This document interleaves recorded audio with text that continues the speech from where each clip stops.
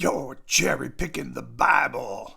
It's a condemnation I hear often from right-wing Christians when they no longer have content to defend their dissonant, staunch, thin interpretation of the Bible. But let me let you in on a little secret. Everybody cherry picks the Bible. You have to, because the Bible contradicts itself. Now, Christians will say, no, it's inerrant. God wrote it. It's perfect.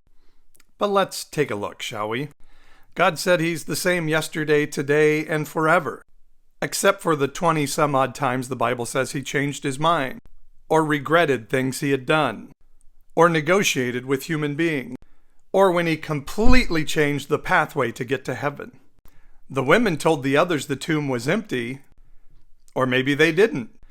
Or why did they go to the tomb at all if they didn't think they could roll away the stone from the entrance to it? God said to Moses no one could see his face without dying, then told the Israelites he spoke to Moses face to face.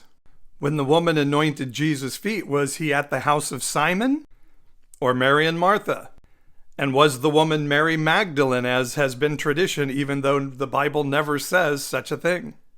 Was Jesus crucified on Passover or the day of preparation for the Passover meal? You would think God would remember the day he beat the hell out of his own son. The Septuagint, a Bible that was popular in Jesus' day, contained books like 1st, 2nd, and 3rd Maccabees and the Book of Tobit. Books now that Protestants say were not written by God. Well, was God confused with the canon in the 1st century, or is he confused today? Or confused by the Catholic Bible, which is different than the Protestant Bible?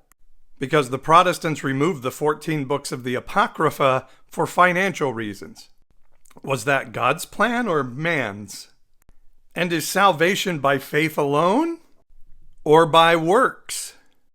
Or are we allowed to declare salvation over each other? And if Christians are going to use Levitical law to call homosexuals an abomination, then are they going to uphold other Levitical laws like the prohibition from eating ham or pork or shrimp or lobster, or the requirement that your raped daughter be sold to her rapist?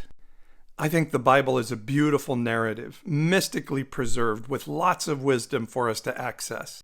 But it doesn't require the dissonant belief that God floated it down from heaven in a leather binding for us. It can be inspired without being inerrant. And because it contradicts itself, we all cherry pick. It's only evangelicals who lie and say they don't.